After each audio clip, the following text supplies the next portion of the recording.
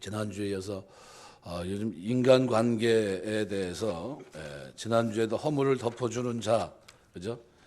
영린지화라는 단어를 통해서 선린에 대해서 우리가 한번 생각했습니다. 선린과 영린. 오늘은 이제 계속 용서라고 하는 부분을 한번 생각해 보면서 은혜를 나누려고 합니다. 춘추시대 초나라 장왕이 성대한 연회를 베풉니다. 사람들이 그 자리에 참석했으니까 얼마나 좋겠습니까? 열심히 뭐 술도 마시고 연회를 한참 이제 흥취가 무르익을 쯤에 왕이 자신이 총애하는 허이라고 하는 여인에게 신하들에게 한 잔씩 따르라 그랬어요. 그래서 허이가 술을 부어가고 있는데 갑자기 광풍이 붑니다. 그래서 촛불이 다 꺼져 버렸어요. 밤은 깊었고 또 연회석은 지척을 분간하지 못할 정도로 어두웠습니다. 그런데 이런 어두움에 휩싸여 있었는데 그때 누가 허이의 허리를 감아 안았습니다. 순간적으로 허이는 그 사람의 각근을 끊어주었습니다.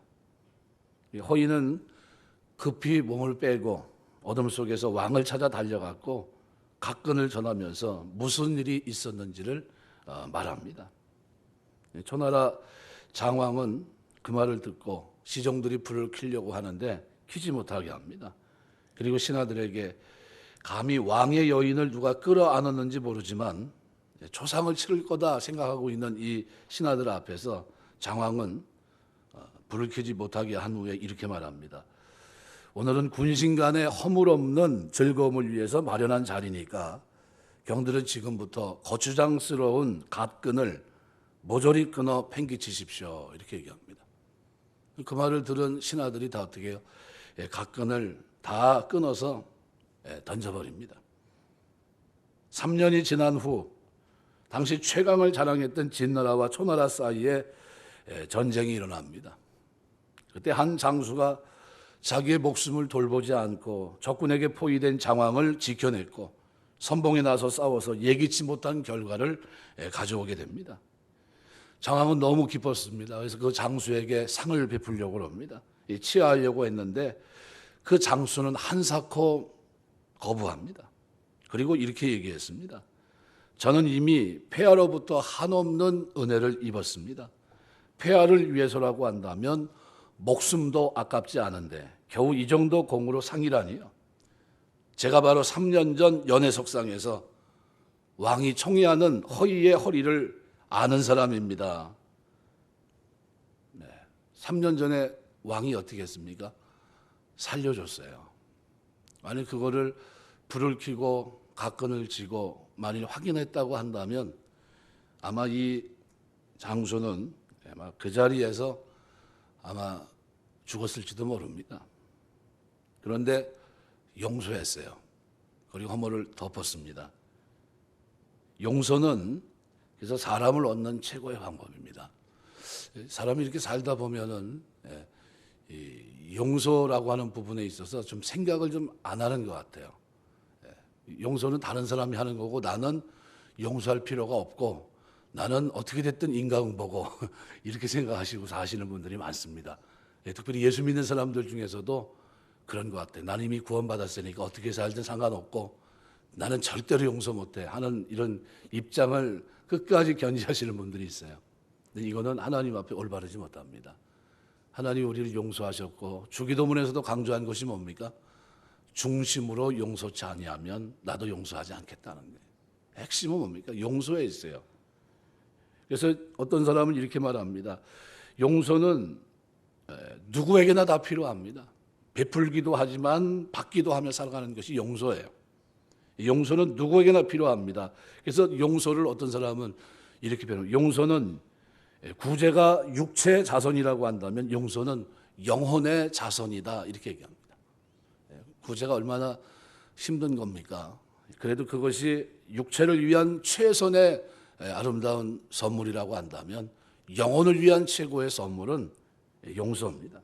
우리 영혼이 다른 영혼을 위해 베푸는 아름다운 나눔, 이것이 바로 용서입니다. 그래서 용서는 너무나 중요해요. 혹시 뭐 시간이 나중에 되시고 그러면은 인생 수업이라고 하는 엘리자베스 퀴블러 로스 데이비스 캐슬러가 쓴 유주시아 씨가 옮긴 인생 수업이라는 책이 있습니다.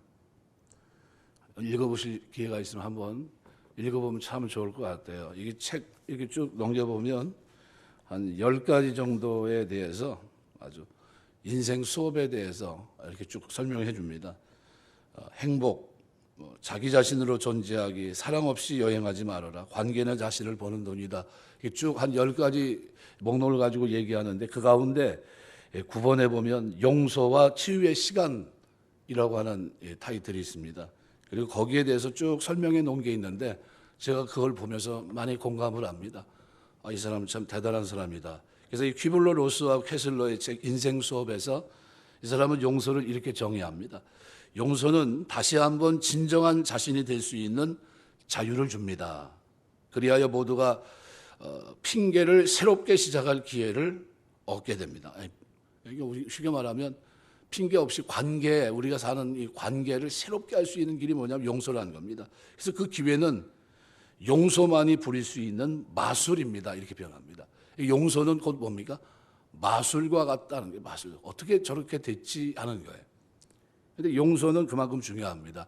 레미제라블 여러분 장발장 빵 한 조각 때문에 인생을 힘들게 살았던 한 사람의 인생, 탈옥해 이제 나중에 추록을 했고 돌아왔지만 여전히 어떻습니까? 먹고 사는 문제는 쉽지 않은 문제입니다. 그래서 어떻게 해요? 성당에 들어가서 촛불을 훔쳤어요. 촛대를 훔쳤죠. 그리고 또 어떻게 해요? 잡혔습니다. 그리고 또 이제 끌려가요. 그런데 그 순간 신부가 어떻게 해요? 그를 보면서 용서합니다. 이거 도적맞은 거 맞지 않습니까? 얘기했을 때 아니라고, 이 사람 왜 이거 내가 줘서 그거 가지고 좀 먹고 살라고 준 건데 그거 왜 갖고 왔냐고 하면서 했을 때, 그 말을 들었을 때 경찰도 의아하게 봤고, 근데 이 당사자인 장발장은 어때요? 최초로 용서를 받아요. 경험합니다. 이게 뭐지? 내 인생 속에서 내가 경험하지 못했던 자신의 이 잘못을 덮어주는 그 장면에서 인생이 무너집니다. 그리고 삶을 결단해요. 우리가 참 용서는 굉장히 감화가 있는, 사람을 얻는 겁니다. 그리스도인이 이 땅에 살면서 용서하며 살 때 얻어지는 기술이 굉장히 중요한 기술이기도 합니다. 그래서 용서는 그리스도인의 삶의 도리이기도 합니다. 인간관계의 최상의 기술이 용서입니다. 사람을 얻는 놀라운 지혜이기도 하지만 사실은 용서는 뼈를 깎는 아픔을 수반합니다. 나에게 고통을 주고 사무치는 원한을 남겨준 사람과 다시 손을 잡고 밥을 먹을 수 있을까? 그와 함께 웃을 수 있을까? 굉장히 가슴 아프지 않겠습니까? 고통스럽고. 그런데 용서는 선택이 아니라 의무입니다. 마태복음 18장 22절 보면 7번뿐 아니라 70번까지라도 할지니라. 베드로의 고백에 대해서 주님은 분명한 입장을 보이셨어요. 용서하라는 거예요. 용서. 결과는 어떻게 됐든 간에 용서해야 됩니다. 마태복음 18장 23절에서 35절 우리가 아는 대로 용서를 베풀라는 거예요. 베풀라고 하시는 이유는 우리가 용서를 받은 존재이기 때문에 그렇습니다. 우리가 하나님 앞에 어마어마한 용서를 받았어요. 하나님께 받은 용서에 비하면 우리가 베풀어야 될 용서는 너무나 조그만 거예요. 사소한 겁니다. 1만 달란트는요, 갚을 길이 없는 겁니다. 우리가 그렇게 살지도 못하겠지만, 그죠? 1달란트 6천 데나리온, 1데나리온이 한 노동자의 품값인데 그걸 만약에 1만 달란트로 환산한다면 16만 년을 살아야 돼요. 그렇게 살지도 못하잖아요. 그리고 그렇게 일한 걸 다 갚아도 갚아야 돼요. 갚을 수 있겠습니까? 갚을 수 없는 금액이에요. 상상하지도 못하는 용서를 받은 겁니다. 이게 하나님이 우리를 용서하신 거예요. 그냥 대충 내가 그냥 대충 용서해, 이 정도가 아닙니다. 영원히 죽을 수밖에 없는 내 영혼을, 내 인생을 붙들어서 끌어내서 천국으로 옮기신 겁니다. 이게 너무나 큰 용서를 하신 거예요. 그냥 덮어주신 거예요. 덮어주신 거예요. 예수님은 이 비유를 통해서 용서하지 못하는 사람을 향해서 준엄한 경고로 끝을 맺습니다. 너희가 각각 마음으로부터 형제를 용서하지 아니하면 나의 하늘 아버지께서도 너희에게 이와 같이 하시리라. 이 경고입니다. 용서하며 살라는 겁니다. 이거는 명령이에요. 그러니까 내가 살아가는 동안 내가 그리스도인이 됐습니다. 여러분이 사람을 얻는 사람이 되시길 주의 이름으로 축원합니다. 자꾸 용서하면 주변의 사람들이 늘어나요. 왜요? 거기에 갚으려고 하는 사람들이 있기 때문입니다.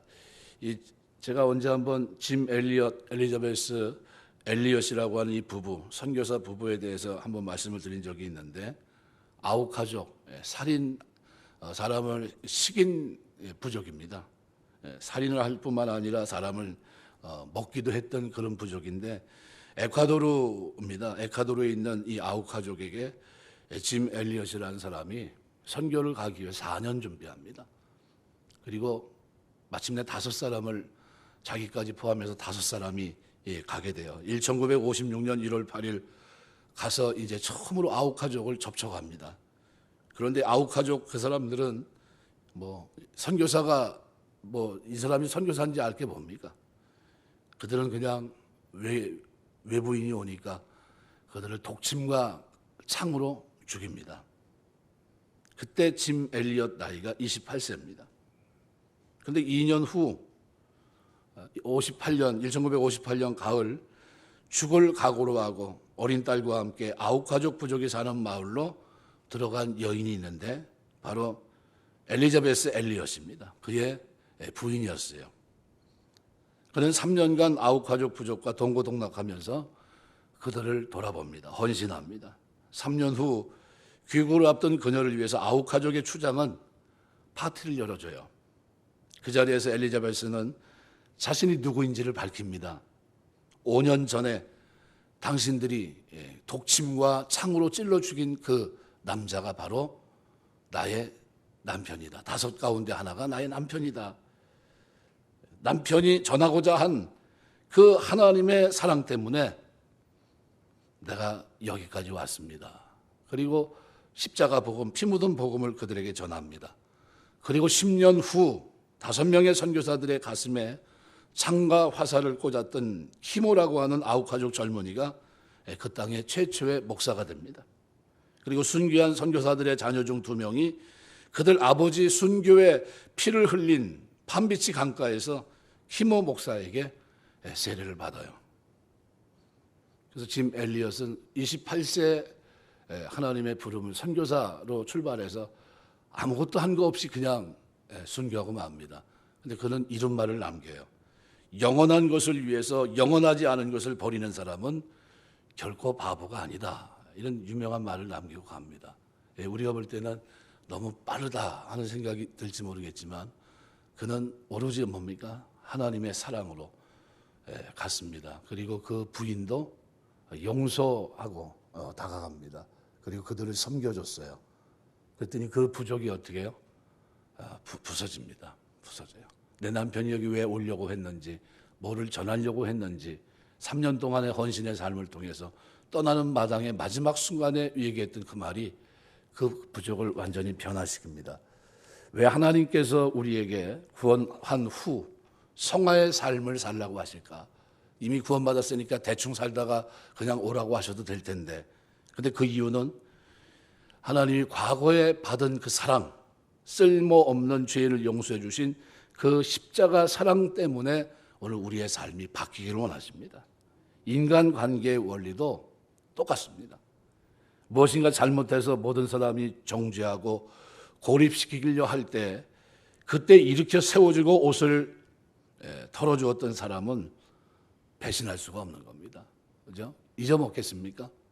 잊을 수 없어요. 다 죽이자고 하는데 그 사람 살리자고 했던 사람. 요셉이 형 유다를 잊어버리겠습니까? 다 죽이자고 하고, 그죠? 그런데 구덩이에 던지자. 구덩이에 던져놓으면 잘못하면 죽게 생겼으니까 어떻게 해요? 차라리 노예로 팔자. 이렇게 얘기했던 형 유다를 잊겠습니까? 잊지 못하는 겁니다. 평생 살면서 유다를 기억할 겁니다. 우리의 삶에 지나온 길을 한번 돌아봐야 돼요. 나는 관대하게 나에게 잘못한 사람들에게 너그럽게 용서하며 살아가고 있는지, 아니면 지금보다 더 많은 사람이 함께하면서 내 삶을 좀 풍성하게 했을 텐데 그러지 못하는 이유는 뭘까? 한번 진지하게 고민해 보셔야 됩니다. 왜냐하면 나는 정죄하는 사람인지 아니면 덮어주는 사람인지 이것이 너무나 중요하기 때문이에요. 사람을 얻는 사람인지, 사람이 내 옆에 자꾸 다가올 수 있도록 만드는 사람인지, 아니면 사람이 접근하지 못하도록 나 스스로 울타리를 치는 사람인지, 이것이 중요합니다. 용서는 사람이 내게 다가올 수 있도록 하는 겁니다. 예수님 주변에 다 누가 있었습니까? 용서받을 죄인들이 다 있었어요. 주님은 그들을 용서하셨고 그들과 식탁에 교제를 하십니다. 다 의인들이 있었습니까? 아니요, 죄인들이 주님 주변에 있었어요. 사복음서를 보면 예수님의 사역은 다 뭡니까? 죄인들을 만나서 그들의 죄를 용서하신 거예요. 죄인과 의인이 함께 앉아서 밥을 먹을 수 있습니까? 식탁 교제가 불가능합니다. 그런데 예수님은 너그럽게 그들을 맞이하셨고 그들과 식탁을 교제합니다. 그런데 아무런 말씀도 하지 않는데 어떻게 해요? 다 부서져요. 깨지고. 삭개오 같은 사람들은 세리장이요, 부자입니다. 하지만 민족적으로 보면 매국노예요. 자기 민족의 피를 빨아서 어떻게 해요? 세금 낼 거 내고, 로마에 필요한 거 내고, 나머지는 뭡니까? 자기가 착복했던 사람이에요. 그런 사람인데, 그가 예수님 만나서 삭개오야, 내가 오늘 내 집에 유하여야 되겠다 들어간 것뿐이 없습니다. 그런데 뭐 합니까? 그가 회개가 막 일어나요. 예수님과 예수님의 용서를 그가 경험하는 거예요. 우리가 이 관대한 이 모습이 우리에게 있어야 됩니다. 그럴 때 하나님 우리 주변의 사람들이 점점 많아져요. 물론 어렵게 용서해 줬지만 그 가치를 모르는 사람도 있습니다. 그러면 어떻습니까? 값없이 용서를 베풀며 누구도 기댈 수 있는, 쉴 수 있는 큰 나무처럼 우리가 살아갈 수만 있다고 한다면 그것만으로도 살 가치가 충분하지 않습니까? 하나님이 영광을 받지 않겠냐는 거예요.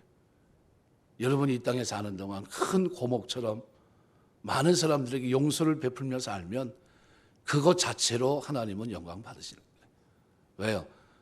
바로 그 사람 때문에 예수 믿는 사람들이 끊임없이 있을 것이고 많은 죄인들이 주 앞에 돌아올 것이고 자신의 삶을 버릴 것이기 때문입니다. 우리가 알고 있는 조지 뮬러는 그렇게 처음서부터 올바른 사람이 아닙니다. 기도하지 않았던 사람이고 탕자처럼 살았던 사람이에요. 그런데 그가 어떤 말로 변화됩니까? 한 목사님이 뮬러야, 너는 내가 볼 때도 하나님은 절대 너를 버리지 않는다. 하나님은 너를 절대로 한 번도 버린 적이 없다. 한번 진지하게 고민해보고 한번 생각해보거라 하면서 권면했던 그 말이 그에게 어떻게 해요? 큰 충격으로 다가옵니다. 그리고 깨져요. 그리고 용서하면서 고아와 과부, 어떻게 보면 그 시대에 가장 어려웠던 사람들을 돌아보며 아버지로 살아갑니다. 그들의 아버지로. 몇만 번 응답받았다고요? 5만 번 기도 응답을 받았어요. 그러면서 살아갈 수 있는 인생으로 하나님 축복하십니다. 이건 어떤 사람에 대해서 우리가 해줄 수 있는 최선은 뭘까요? 바로 용서입니다. 용서. 이거는 내 주변 사람들의 관계를 세우는 겁니다. 예수 믿는 사람들은 주변과 싸움을 잘하는 사람은 회개하셔야 돼요. 절대로 그건 하나님의 은혜가 아닙니다. 사단이 주어지는 은혜지 그거는 하나님이 주시는 은혜가 아니에요. 하나님이 주시는 은혜는 용서입니다. 그리고 기도하면서 용서를 구하면서 스데반이 마지막 순간에도 뭐를 구합니까? 저들이 하는 것을 알지 못합니다. 저들의 죄를 용서하여 주옵소서. 그거를 지켜보고 있던 누가 변화됩니까? 사울이라고 하는 청년, 옷을 지키고 있던 그 청년이 큰 충격을 받았을 거예요. 그 청년이 나중에 어떻게 해요? 부활하신 주님 예수님을 만나는데 아주 중요한 길목에서 바로 그 장면을 경험하게 된 겁니다. 용서는 그만큼 중요합니다. 그 사람이 바로 예수 그리스도를, 그분의 사랑을 아는 사람이고 그 사람을 우리가 하나님께서 쓰십니다. 그 사랑을 세상에 가르쳐 줄 수 있는 사람이 바로 용서입니다. 오늘 본문에 다윗이 32편에서 바로 그걸 고백합니다. 하나님의 용서를 받았다는 거예요. 내가 왜 이렇게 남들보다 마음 중심까지 쏟아놓으면서 하나님을 사랑한다고 고백하며 사는지 그 이유를 한 가지로 요약한다면 나는 하나님의 죄사함의 은혜를 받았기 때문입니다. 회복의 은혜. 그래서 이 회복의 은혜를 그가 경험했기 때문에 이 시편 32편, 시편 150편 가운데 참회시가 7편 나옵니다. 6편, 32편, 38편, 39편, 51편, 130편, 143편. 근데 거기서 어떤 것이 복이 있는지를 얘기합니다. 뭐가 복이 있습니까? 허물의 사함을 얻고 죄의 가리심을 받은 자가 복이 있다. 허물, 이 페샤우라는 단어는 원래 반역, 변절, 거역 이런 뜻입니다. 신하가 왕에게 반란을 꾀하는 것을 가리키는 정치적인 용어입니다. 근데 피조물인 인간이 창조주 하나님을 거역하고 배신한 행위, 이게 허물입니다. 근데 자신이 뭐예요? 허물과 죄로부터 허물의 사함을 받고 자신의 죄가 가려진 사람은 복이 있다. 죄, 이 하타라는 말은 우리가 보통 하말티아라는 단어를 보통 얘기하는데 표적에서 빗나갔다는 겁니다. 하나님이 설정하신 삶의 기준, 인간사에 마땅히 지켜야 될 규범에서 벗어난 행위를 성경이 죄로 규정합니다. 허물과 죄는 뭡니까? 하나님과 사람의 지은 죄를 말해요. 근데 그 죄로부터 어떻게 해요? 사함을 받은 자, 허물의 사함을 받고 자신의 죄가 가려진 사람은 복이 있다. 이렇게 얘기합니다. 누구한테 용서받은 겁니까? 하나님에게 용서받은 거예요. 그러니까 이 하나님 앞에 용서를 받기까지, 이 회개하기까지 하나님은 어떻게 하셨어요? 내가 3절 보면 이렇게 내가 입을 열지 아니할 때 종일 신음함으로 내 뼈가 쇠하였나이다. 주의 손이 주야로 나를 누르시오니 내 진액이 빠져서 여름 가뭄에 마름같이 되었나이다. 하나님이 어떻게 해요? 회개하지 않으니까 하나님에 대해서 사람에 대해서 그죠? 용서하지 못하고 반역적인 삶을 살아간 자신의 삶, 그걸 어떻게 해요? 내가 회개하지 않을 때 하나님은 꽉 누르고 계셨어요. 뼈를 어떻게 해요? 진액이 빠지는 것 같은 내 뼈가 쇠하였다. 종일 신음했다고. 그런 삶을 하나님께서 주셨고 마침내 5절에 뭐라고 표현합니다. 내가 이르기를 내 허물을 여호와께 자복하리라 하고 주께 내 죄를 아뢰고 내 죄악을 숨기지 아니하였더니 곧 주께서 내 죄악을 사하셨나이다. 용서를 받은 거예요. 하나님에게 어마어마한 용서를 받은 겁니다. 허물과 죄로부터 용서받은 거예요. 이게 다윗의 삶의 근거입니다. 앞으로 그 후로 어떻게 살았을까요? 죄를 짓지 않는 것. 그래서 성경은 다윗의 죄를 뭐라고 표현합니까? 이거 외에는 더 이상 죄를 짓지 않았다 표현합니다. 우리 아내 밧세바가 간음하고 그 다음에 자식을 낳고 살아가는 중에 나단 선지자를 통해 지적받은 후 어떻게 합니까? 철저히 회개합니다. 죽고 그리고 솔로몬이 세워지는 그 과정 속에서 무려 한 5년의 세월이 흐르는데 근데 그런 중에 어떻게 됩니까? 완전히 회개합니다. 하나님 앞에 철저히 회개해요. 그래서 그 회개한 장면이 7편의 시를 통해서 시편에 소개되고 있는 겁니다. 죄를 많이 졌기 때문에 7편 쓴 게 아니라 죄는 딱 한 가지였어요. 그런데 그 죄를 가지고 어떻게 해요? 진지하게 하나님 앞에 엎드려서 고백합니다. 왕인데 밤새 하나님 앞에 엎드려 기도해요. 그리고 얻은 게 뭡니까? 용서해요. 용서. 용서가 그만큼 귀중하다는 걸 제가 말씀드리고 싶어서 그렇습니다. 그렇게 왕인데도 잠자는 시간에 어떻게 해요? 침상이 썩을 정도로 한 5년간 자성의 시간을 가져요. 하나님 앞에 내가 잘못 살았고 내가 마음으로 하나님을 떠났고 내가 허물과 죄로 하나님 앞에 죄를 졌고 내가 이것이 하나님 앞에 큰 죄입니다. 그런데 하나님 어떻게 해요? 용서하십니다. 그 용서를 받고 난 후에 감격을 기록한 게 32편이에요. 그래서 이 6절 보면 이로 말미암아 모든 경건한 자는 주를 만날 기회를 얻어서 주께 기도할지라. 이 기도 자체가 뭡니까? 은혜예요. 그래서 opportunity라는 단어가 오프로라는 이 단어인데 라틴어인데 이게 원래 항구에 들어가기 전에 썰물과 밀물 때 그죠? 썰물 때 밀물은 어때요? 밀려 나가잖아요. 그럼 바깥에 이제 대기하고 있습니다. 이제 들어가야 되잖아요. 들어가야 되는데 그때 타이밍을 놓치면 어떻게 됩니까? 들어가지 못해요. 그러니까 기도는 뭡니까? 경건한 자를 주를 만날 기회를 얻어서 주께 기도할지라. 진실로 홍수가 범람할지라도 그에게 미치지 못한다. 하나님 앞에 기도는 회개할 기회를 잃어버리지 말아야 되고 또 하나님 앞에 나아가면 하나님은 어떻게 해요? 우리의 기도를 들으시고 용서하시는 분입니다. 그래서 그 영원한 긍휼을 가지고 우리를 대하시기 때문에 우리가 하나님 앞에 나아갈 때 죄사함의 용서가 어마어마한 것이다. 이걸 누가요? 예수님이 이 땅에 오셔서 우리 대신 십자가 지시고 고난 받으시고 하나님의 용서를 정죄를 어떻게 해요? 자유자가 되게 하신 겁니다. 그리스도를 믿는 믿음으로 은혜로 하나님의 자녀가 되게 하시고 의롭다 여김을 받는 사람이 됐고 천국 백성이 됐고 아버지라 부르는 사람이 됐고 하늘의 기업을 잇는 사람이 된 거예요. 어마어마하지 않습니까? 이 용서가 용서로 말미암아 그리스도의 십자가의 고난을 통한 용서로 말미암아 이와 같은 길이 이와 같은 축복이 우리에게 주어졌는데 그런데 우리의 삶에 나는 용서하지 못한다. 나를 부르신 아버지는 용서하는데 나는 용서하지 못하겠다. 이 말이 됩니까? 말이 안 되는 거예요. 그래서 예수 믿는 사람들에게 나는 절대로 용서하지 못한다 하는 게 있으면 됩니까? 안 됩니까? 그는 내 기도는 절대로 응답되면 안 된다는 얘기하고 똑같은 얘기예요. 용서는 여러분 기도 생활 많이 하셔야 되는데 기도하면서 나는 이 사람은 절대 용서 못해 하는 사람이 있으면 그건 뭐예요? 그거부터 회개하셔야 돼요. 그거부터. 그거는 말이 안 되는 거예요. 하나님이 나를 용서하셨는데 중심으로 용서하지 않으면 나도 그와 같이 할 것이다 그랬어요. 하나님이 나를 용서하셨어요. 그리스도를 통해서 십자가 지게 하시고 용서하셨어요. 그리고 성화의 삶을 살아가는 겁니다. 그런데도 내 삶에 용서가 이게 실행되지 않으면 그건 뭡니까? 가짜예요. 가짜. 진짜 하나님의 은혜 가운데 있는지를 돌아봐야 돼요.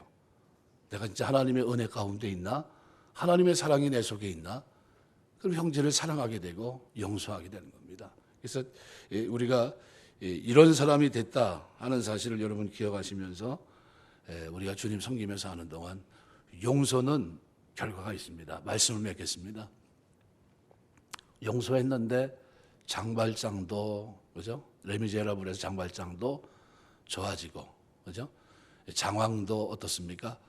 용서해 줬는데 자기의 목숨을 걸고 장수 하나가 어떻게 해요? 위기에서 건져주잖아요.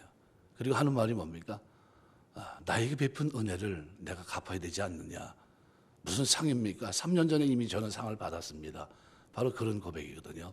그래서 우리 용서라는 말은 그만큼 중요합니다. 짐 엘리엇과 엘리베스 엘리엇 이 부부를 통해서 에콰도르에 가서 선교지로 가서 이렇게 살아갔던 그들의 삶은 용서가 어떤 열매를 맺는지 그걸 보여준 겁니다. 우리 삶에 왜 능력이 나타나지 않느냐? 그 이유는 용서라고 하는 부분을 우리가 너무 우습게 생각하기 때문입니다. 나는 용서하지 못한다 하는 그게 전제가 내 마음속에 있어서 그래요. 그래서 내 마음속에 혹시 나는 절대로 이 사람은 용서하지 못해 이 말이 있는 거는 다른 말로 말하면 내 기도는 절대로 하나님 앞에 응답할 수가 없어. 이런 얘기 똑같은 겁니다. 이 기도에 대한 얘기를 하시고 그리고 용서를 어떻게 해요? 덧붙여 놨어요. 그래서 우리가 신앙생활 하면서 여러분 신앙생활 속에 늘 내 삶의 중심은 주님이 나를 용서한 여기에 있다. 그리고 주님은 나에게 내가 이 땅에서 성화의 삶을 살면서 용서하며 살기를 원하신다. 이것을 가지고 우리가 하나님 앞에 나아갈 때 날마다 하잖아요. 우리에게 죄 지은 자를 용서해 준 것 같이 나의 죄를 용서해 주옵소서. 이 기도를 드리잖아요. 그러니까 우리가 이 기도를 드리면서 하나님 앞에 나가야 됩니다. 그럼 하나님 어떻게 해요? 내가 용서한 것처럼 용서해 주시는 거예요. 건져 주시고 구원해 주시는 겁니다. 우리 오늘 오늘 저녁에 아까 오후에 왔는데 전화가 와가지고 이번 한 주간 굉장히 바빴거든요. 이제 청해에 가서 이제 일주일 이렇게 끝내고 나왔는데 오후에 이미혜 집사님이 애가 열이 안 떨어진다고 병원 갔다 왔는데도 열이 안 떨어지고 계속해서 열이 안 떨어져가지고 약은 먹었는데 잠도 못 자고 그런다고 가서 기도 받으면 되겠냐 그래서 오라고 그랬더니 왔어요. 기도해주고 갔는데 좀 있다가 문자 왔더라고요. 잘 잔다고 감사하다고 그랬어요. 보내놓고서 하나님 열 좀 떨어지게 해달라고 열 좀 떨어져야 살 거 아니냐고 그리고 잠깐 기도했는데 하나님 은혜 주셔가지고 오늘 저녁에 지금 같이 자는 것 같아요. 잘 자면 됐죠 뭐. 우리가 신앙생활 하면서 여러분 용서라는 부분은 굉장히 중요한 부분이다. 이 부분은 내 신앙생활에 승패가 여기 있다. 하나님 영광에 산다고 하는데 그 삶이 여기에 결부돼 있다 하는 사실을 여러분이 잊지 마셔야 돼요. 그래야 우리가 이 땅에 사는 동안 하나님의 능력의 손에 붙들림 받아 쓰임 받습니다. 내 멋대로 살면 내 멋대로 살면서 하나님 앞에 뭔가 구한다는 것은 받지 않는 얘기예요.